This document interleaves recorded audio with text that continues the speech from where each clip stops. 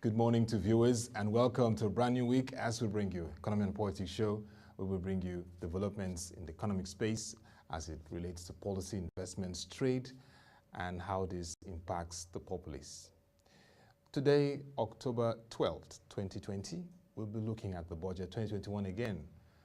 We're not tired of looking at the budget because it's going to be assessed by the National Assembly and it will be definitely passed and signed into law by the President.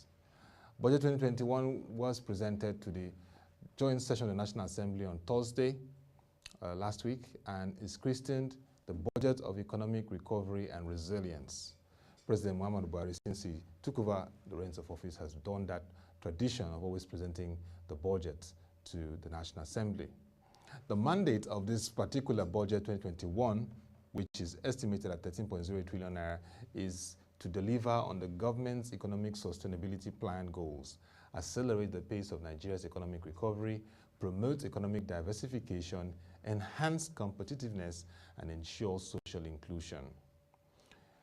But as we go on, apart from the budget 2021 today, we'll also be looking at developments in the nation. And one very important issue that has been up throughout last week has been the activities of the formation in the Nigerian police force, the FSAS, the Federal Special Anti-Robbery Squad. There has been a lot of protest last week, and that led to a reaction from the presidency, which of course we would be discussing in the course of the program. Let's go on to the budget again. Like we said earlier, it was presented last week, Thursday, October 8, 2020. And it brought together, of course, all the joint session of the National Assembly. In terms of the parameters of the budget, just for the records again, the benchmark oil price is $40 per barrel. Daily oil production estimate is 1.86 million barrels per day, inclusive of the condensates, which are 300,000 to 400,000 barrels per day. If you combine, they're expecting about 700,000 barrels per day. Exchange rate is pegged at 279 naira to a dollar. The gross domestic product growth, the GDP growth of the country, is targeting 3%. Inflation is estimated to close at 11.95%. And so definitely we know that when budgets are rolled out like this, it calls for a lot of reflection. But let's look at the additional information we have from this budget. Gross domestic product, slightly commission, which has 63 point. The National Assembly is getting 128 billion naira. The National Assembly always getting some huge chunk, while the Public Complaints Commission has 5.20 billion naira. The Human Rights Commission has 3 billion naira, while Basic Healthcare Provision Fund has 35.03 billion naira. We'll go on a breather, and when we return, we're going to give you some comparisons of this current budget 2021. Stay tuned.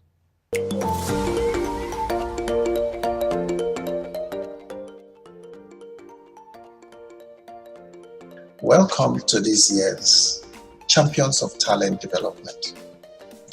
In this year's event, we will be talking about building new pathways.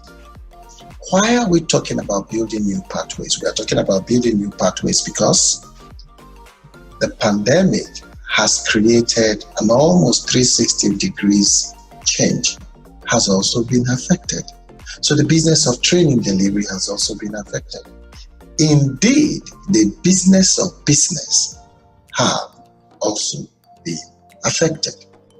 So what are we saying? We are saying that you should join us at this year's conference, which is taking place from October 14th to 15th, right here in Nigeria, beamed globally for the world to see.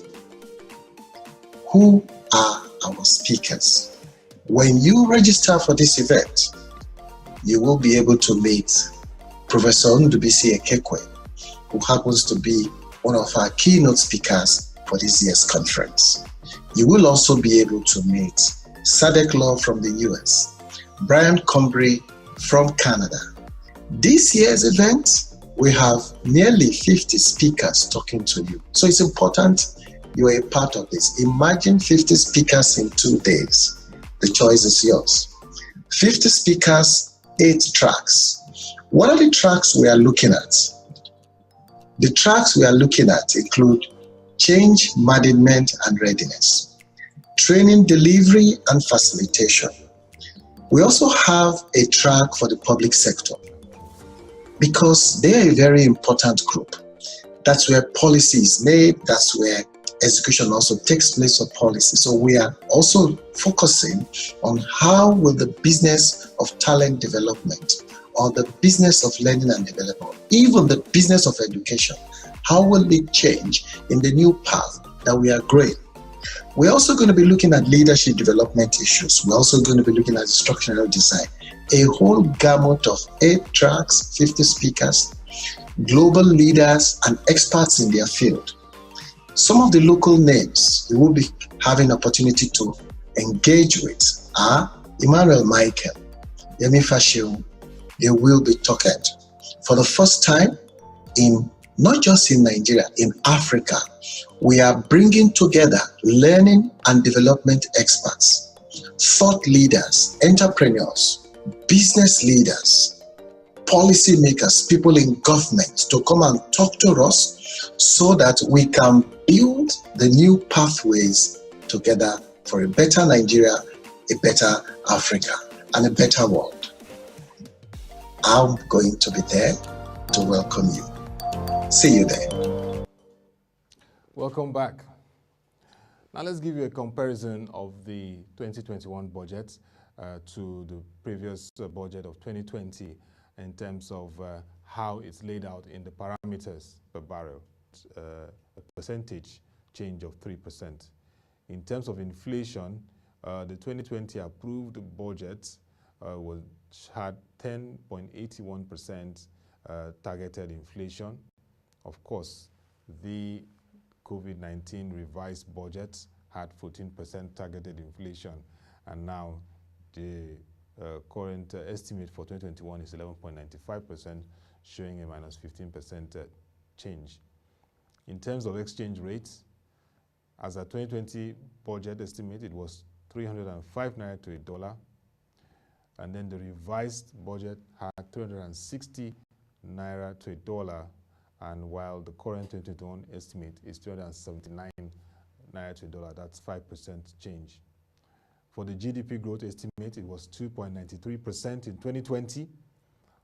2020 revised budget had minus 4.42% growth, but now it's showing a 3% audacious growth target, 168% change in terms of estimates, and that is for that.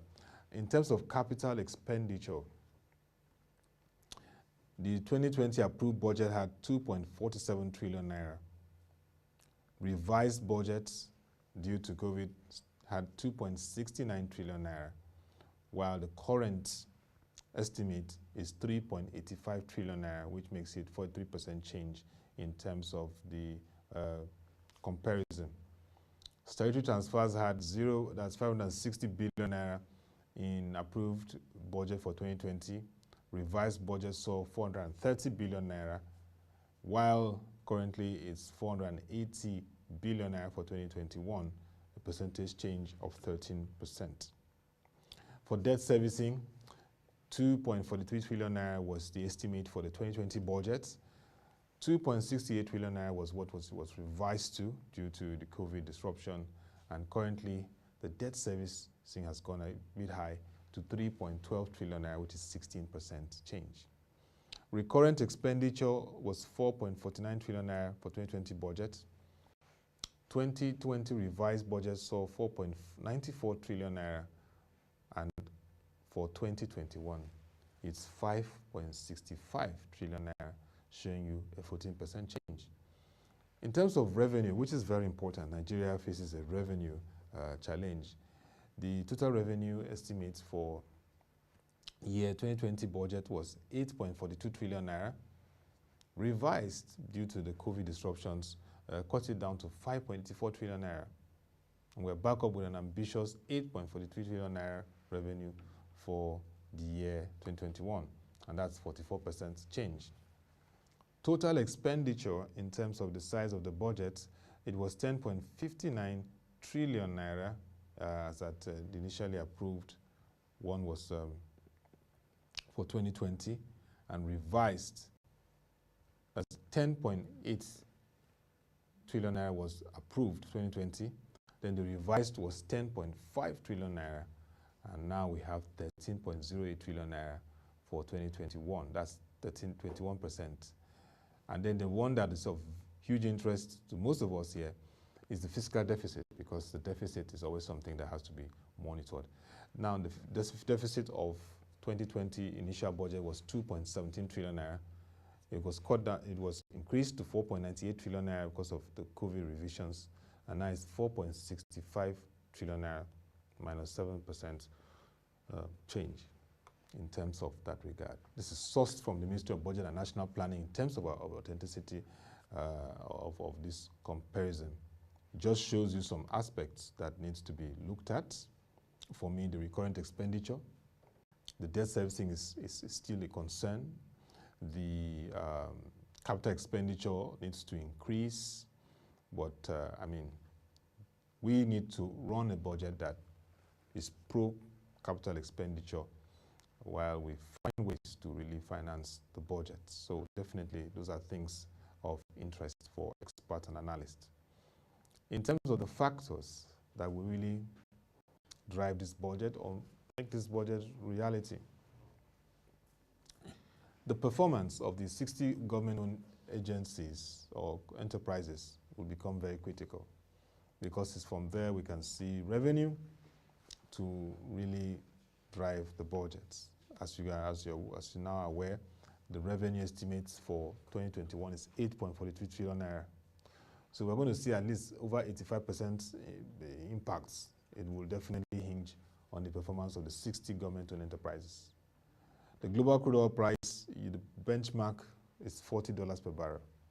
Currently, we're hovering between $38 to $40 per barrel. So what happens if the crude oil price gets down to $25 per barrel? I mean, that will not be too good. But if it goes up to 50, 56, that's good for us.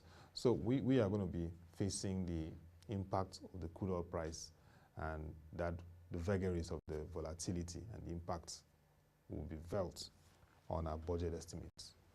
The next community plan, and is also working out a Nigeria 2050 steering committee to drive inclusive growth and uplift millions from poverty.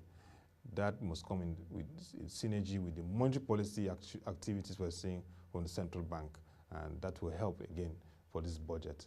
There has to be that singing from the same hymn book if we're going to see efficiency from our budget. The exchange rate scenario is going to be important. As we just showed you, compare to 2020, it was 305 naira to a dollar.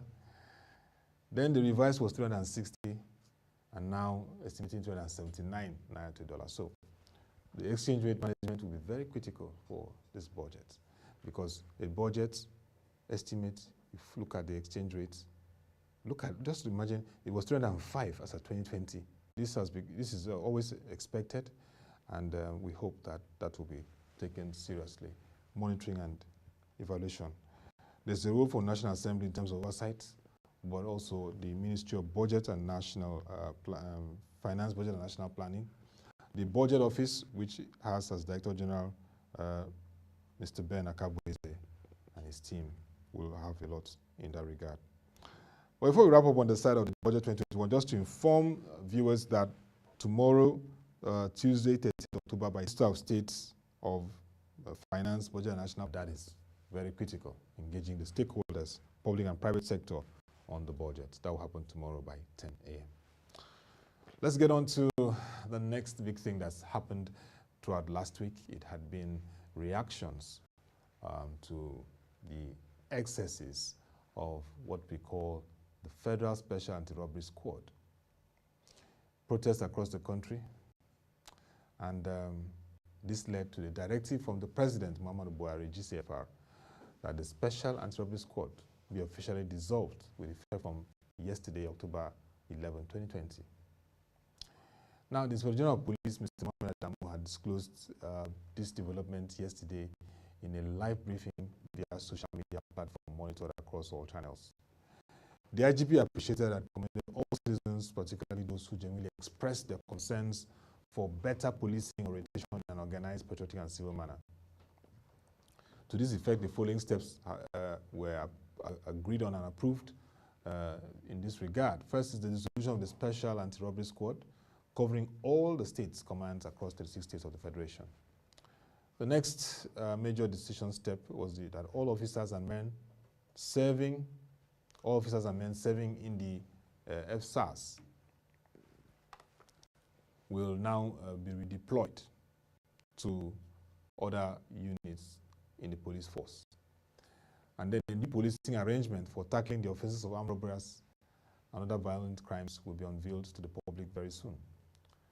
A Citizen and Strategic Stakeholders Forum will be launched to provide an avenue for citizens to regularly interface and advise the police authority on issues touching on the general public.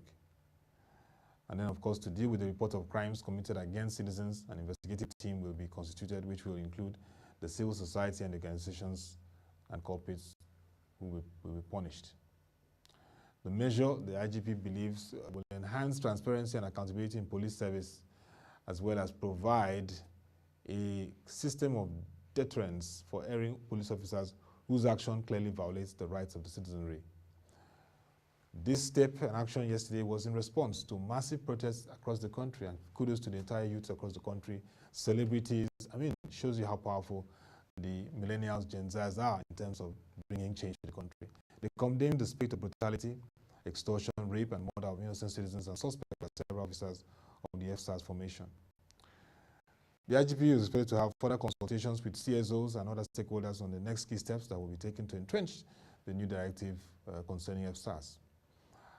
In reaction to this decision by the presidency and the Inspector of Police, 7 agents commended the youths who stood their ground to protest and demand the disbandment of FSAS units. They also lauded the President and the Inspector of Police for taking the right step in dissolving FSAS, but there is a general call for more clarity on the plans of redeploying the FSAS officers to other police commands, formations, and units. For records, FSAS was formed in 1992, and since inception has been plagued with petitions of brutality, abuse of citizens, illegal operations, and widespread violation of the fundamental human rights of Nigerians. While we commend everyone, there are some key concerns in terms of this. I mean, we paid tribute to several youths who protested and were killed, particularly in areas of like Ogbomoso, those in Abuja who were harassed, even in Lagos, some slight cases of that.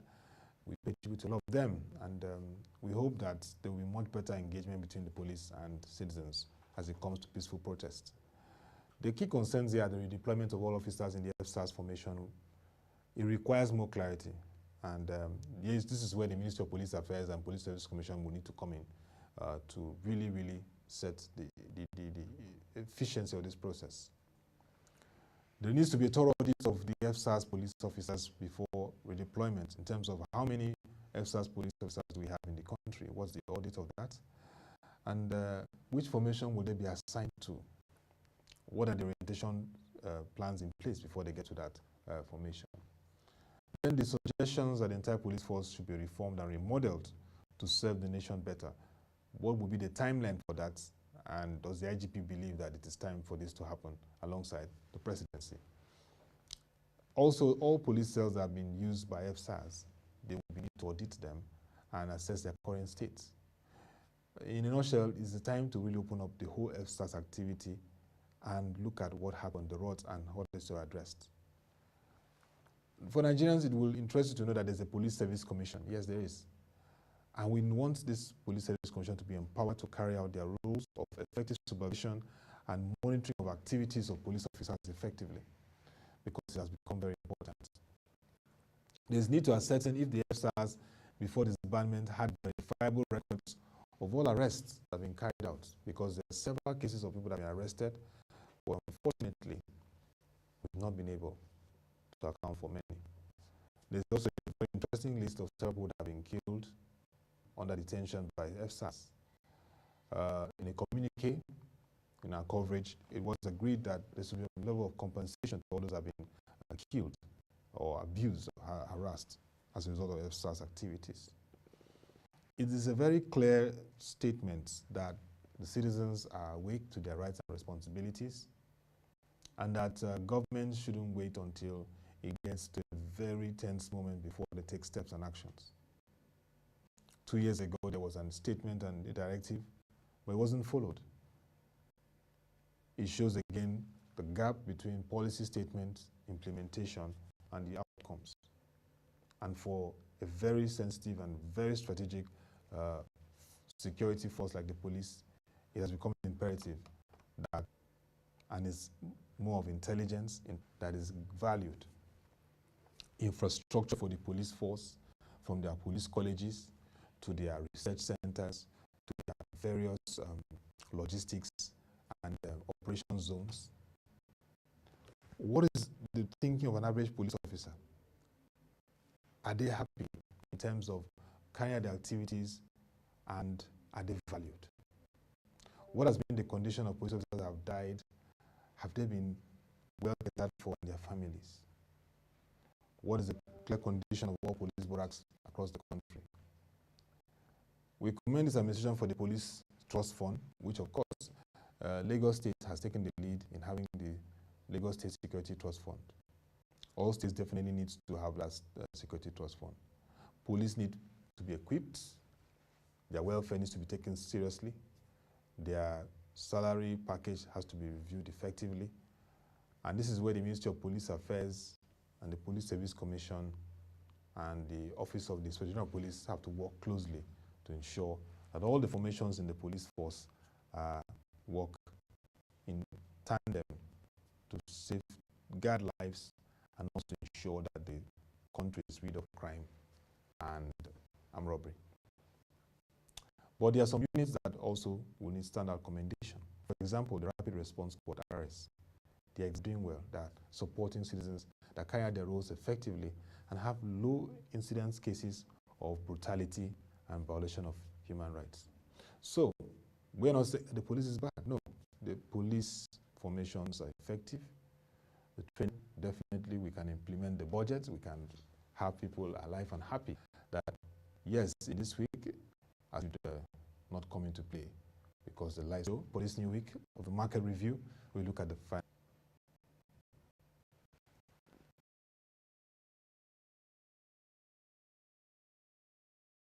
As it relates to economy.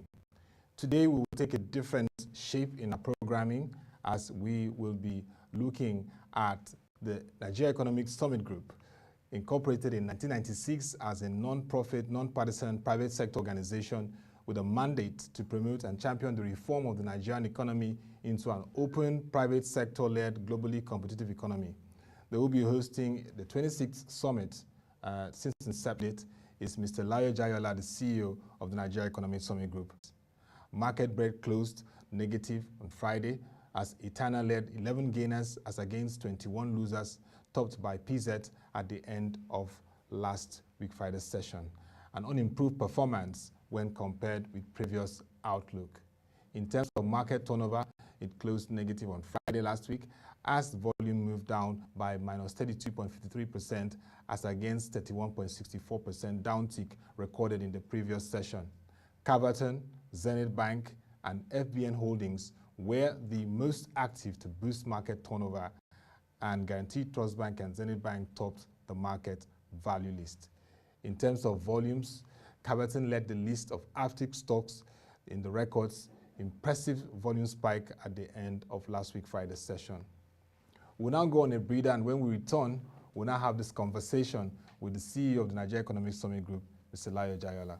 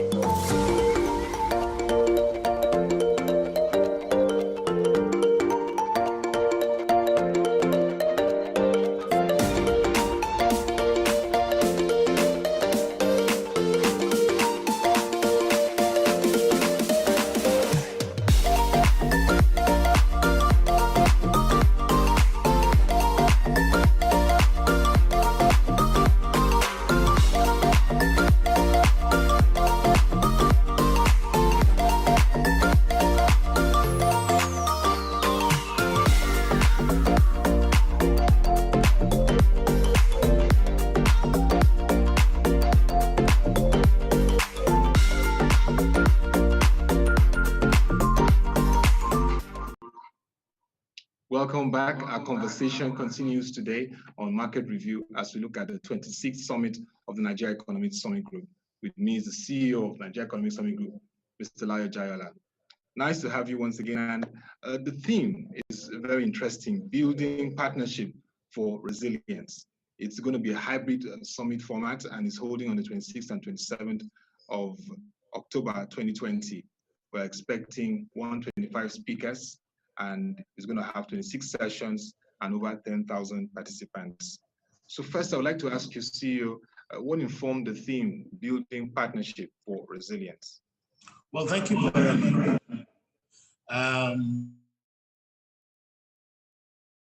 Let me start by mentioning the work that you do at ProShare, and really appreciate the work that you do and the support you give to NESG all over the years.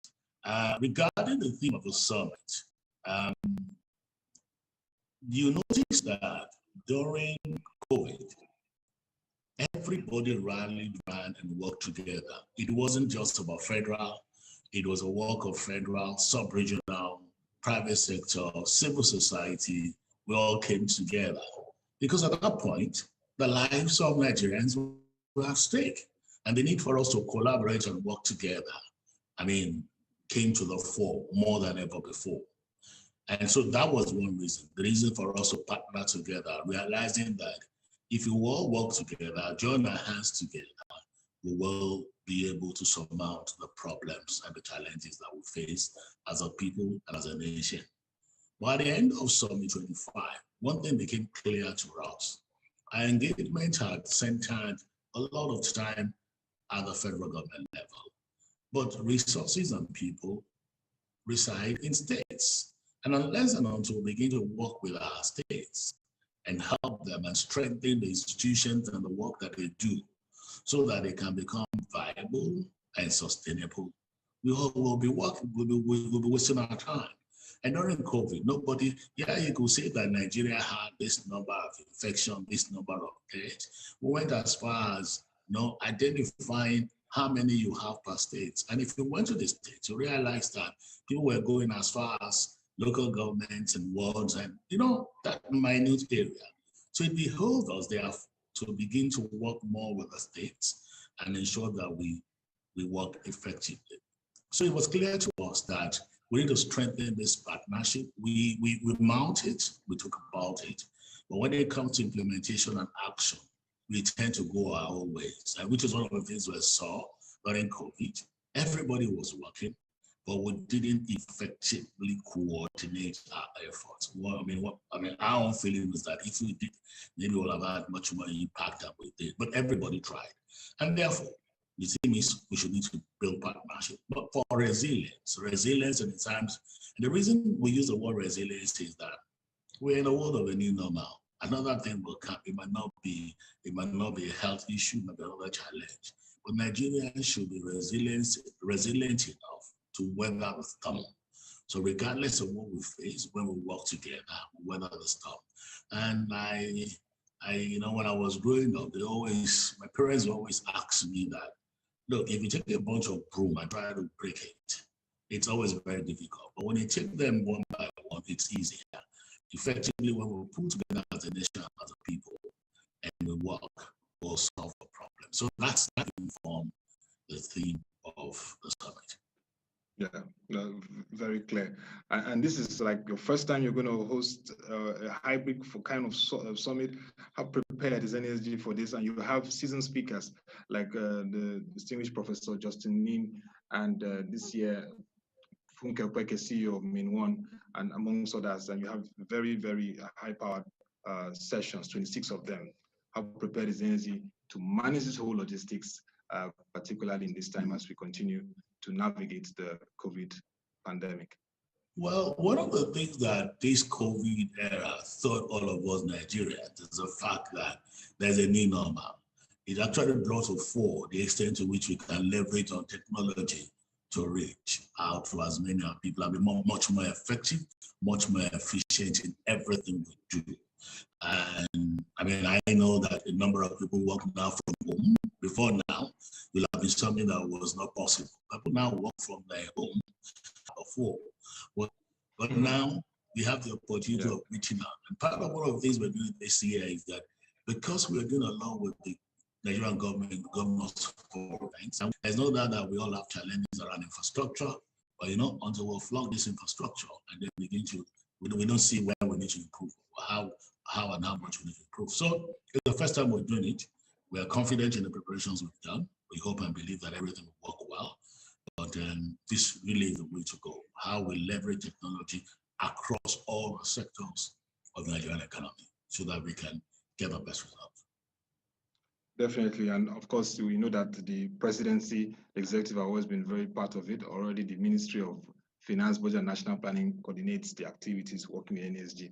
The president was there last year. We of course expect that he will be there, and the vice president also of the Federal Republic of Nigeria. But let's go on to your role, which is policy advocacy. And like we said earlier in the introduction, you've been driving the process for an open, reformed economy that can become globally competitive. And one of those ways is through legislations. The NASPA, the National Assembly Business Roundtable, NASPA has been one of those effective platforms where the NESG engages the National Assembly to explore legislations that can improve the business environment. I'd like to ask you about the CAMA Act 2020, how you feel about that, because NESG worked closely with the National Assembly to NASPA to drive this process. That is one legislation that's come on board. What are your reflections on it? And of course, I know that it's one of those strides to add to NESG. Thank you very much. Tell me a bit about NASPA. Again, I always tell people that we didn't know why it took us that long before we got it to work, but it's an idea that came to fore in the last legislative year, and I always acknowledge the work that the DFID did in making sure it came to fore. But it's a partnership we run with the Nigerian NBA session of business and law. This is what we run every now and then, and we've done quite a bit since the 4 or 5 years that it started. And sometimes when we look at the ease of doing business and the ranking we had, some of the laws were part of what we did together with the VP's office and with the National Assembly together to work. And you talk particularly about CAMA. CAMA was one thing that we all felt very bad about at the end of the Age Assembly because it wasn't signed to law, because a lot of work went into it. But we're glad that finally it was passed into law. And the focal point of CAMA for us was, how do we allow for more inclusion? How do we bring more people into the corporate world? You recall that previously we had provisions that insisted on the fact that you must have 2 directors, reporting standards were very, very tough, a couple of things like that. And we found that if we're talking about an environment in Nigeria where the MSMEs, that's micro, medium, as called micro, medium enterprises, drove the economy, it was important for us that everything that would make it easy for them to get registered, to become corporate citizen and get formalized should be done. And that's one of the key provisions that this CAMA had brought to fore. And one of the things we've actually had said is that there are so many benefits in CAMA which we should explore. And I hope that we're going to explore effectively to make sure we grow the formal sector and encourage the MSMEs to deliver themselves from some unholy alliances that people always get involved. I mean, you see companies, people form company after 1 or 2 weeks of the company formation, they start fighting. And the process of auditing your account, the number of things, and they've tiered all of those things so that depending on the kind of industry you are, depending on the size of the company, there are certain procedures you don't have to go through. So CAMA is very, very good. It's something that we come in. We're grateful that they signed, and we're not on our ways of certain issues from some quarters. But what we've gained our part the government to do is that they should listen and ensure that anybody that have issues they're listened to so that they can be resolved amicably. Okay. That's well noted, and we hope that that continues with the 9th National Assembly as it was with the 8th Assembly. Several weeks ago, you published the 15-point statement on Nigeria's economy, which has become a talking point even till today. And of course, you've been likened by the ProShare reports to the Brookings institutions in the US and even the Nomura Institute in Japan, who give policy advocacy and strategy and reflections on how the economy should go. What's been your feedback? Because the 15-point statement was very clear and concise on the thoughts around the economy and how it should go, covering issues around the diversification beyond crude price dependency, the direction of monetary policy and forex management, security, fiscal policies, and various spheres of the economy. So far, till now, how has been the feedback from various authorities, institutions, and even the private sector? Again, it's important for me. Thank you again also for that. Let me again situate the work that we do at the NESG. We are a public-private dialogue platform. We're non-political, we're non-partisan, we're independent, and clearly this is central to the work that we do.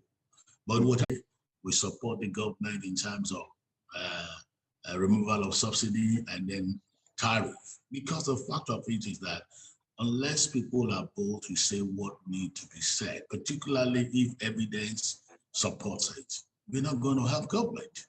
And so our role as NESG is to say, look, government, you're doing well in this area, you can do a lot better.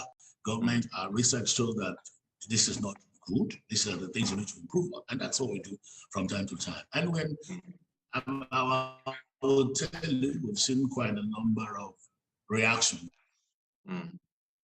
It's both ways. But if you put 5 economists in a room, they will have different viewpoints. And so that we have different viewpoints is not something that we're not.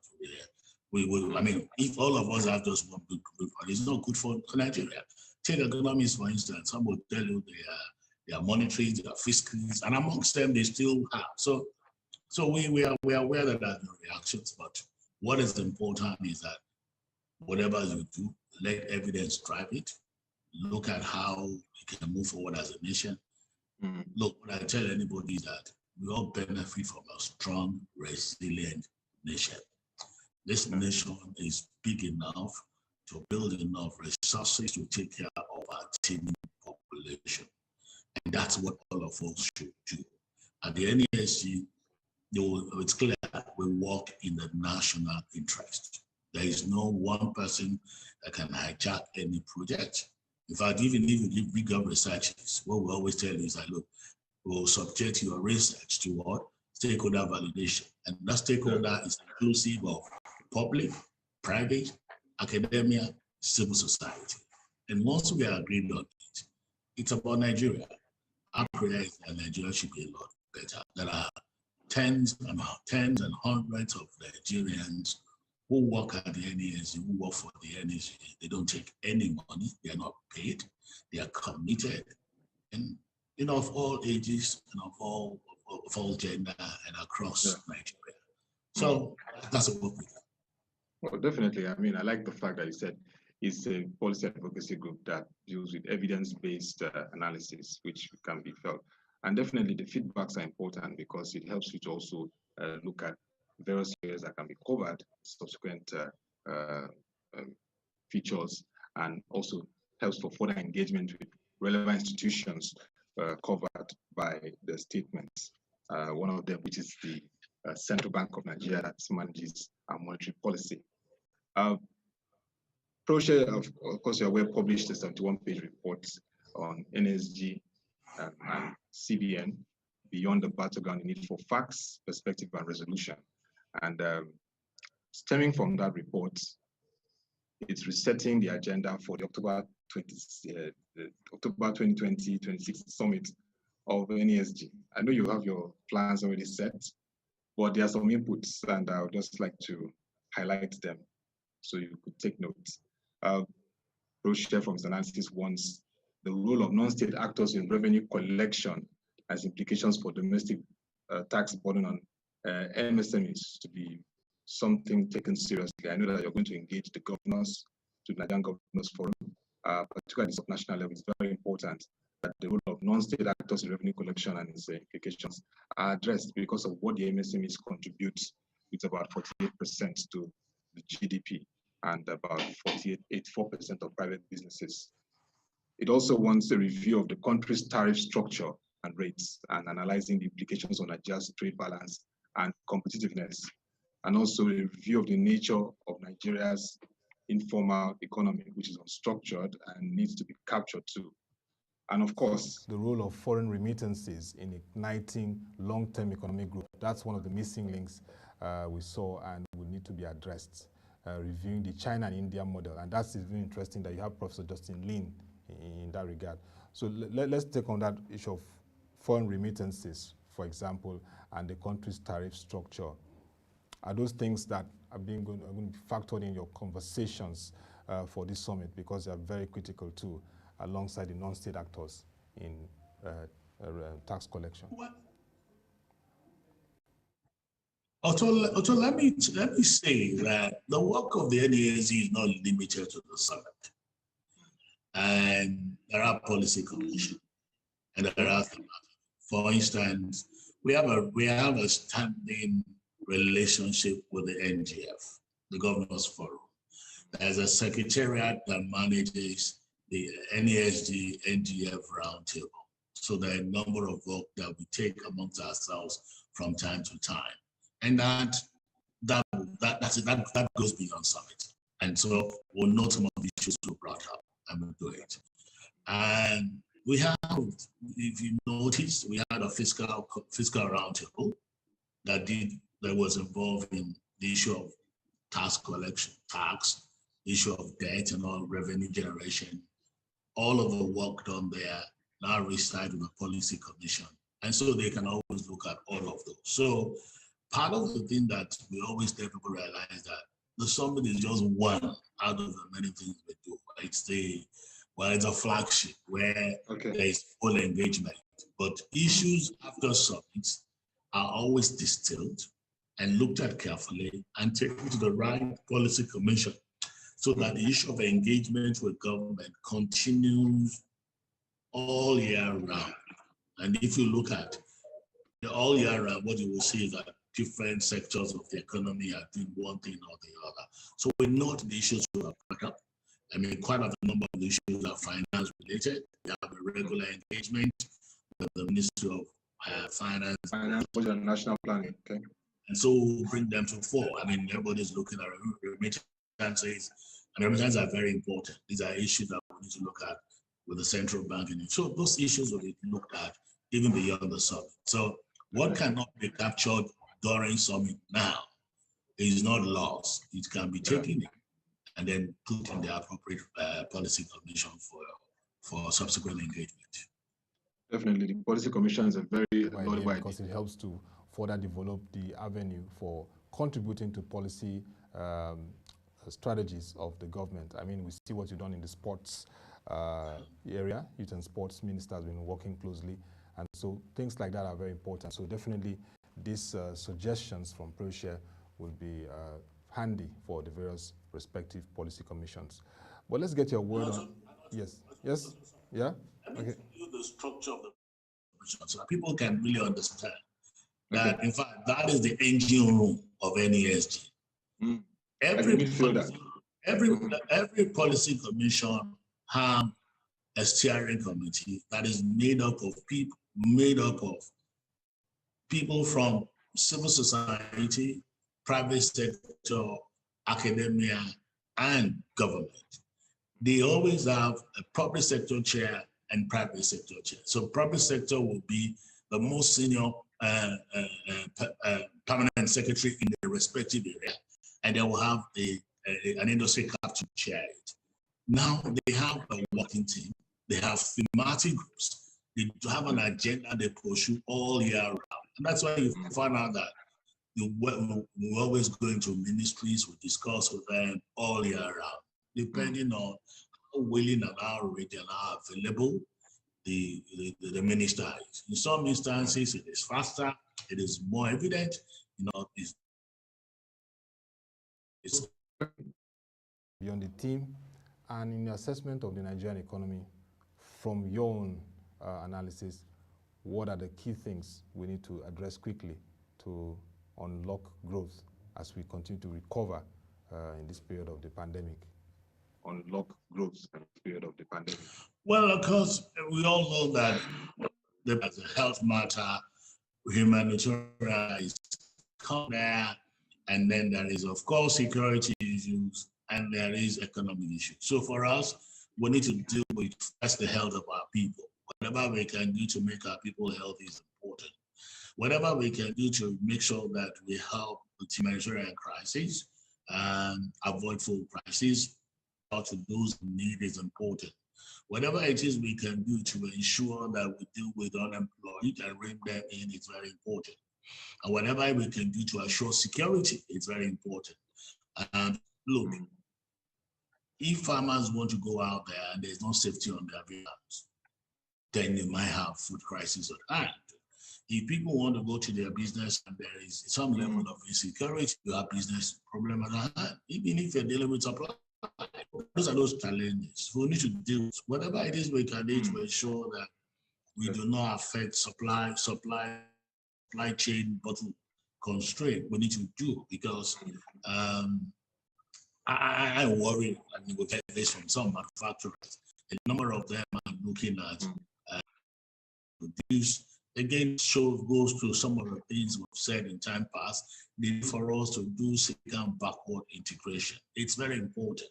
As you saw during the crisis, that despite the fact that the world was an open place, people shut their borders, and so we have supply chain disruption. So, to what extent do we ensure that we can produce some of the things we need locally is important, and that's where again the issue of power is very important. Whatever we do to ramp up power is very important. It is evident that those infrastructure cannot be available at all places at the same time. So how do we ensure that hasten the work we're doing in some special program to ensure we do this? But one thing is clear, the MSMEs are the largest employers of labor.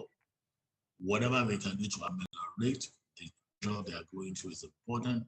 Whatever we can do to ensure that they don't lay off people is important. And if we can get MSME to stay where they are and then employ one person each, a lot will be happening.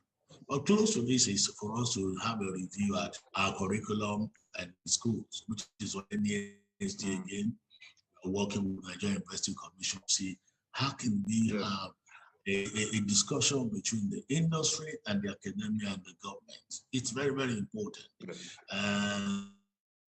Literally work on graduates can come. Yeah, it's very important. People are fit. These are the things we think we need to look at. But obviously, there are sectors that can take significant of what technology do, and it's about impact. It's about impact.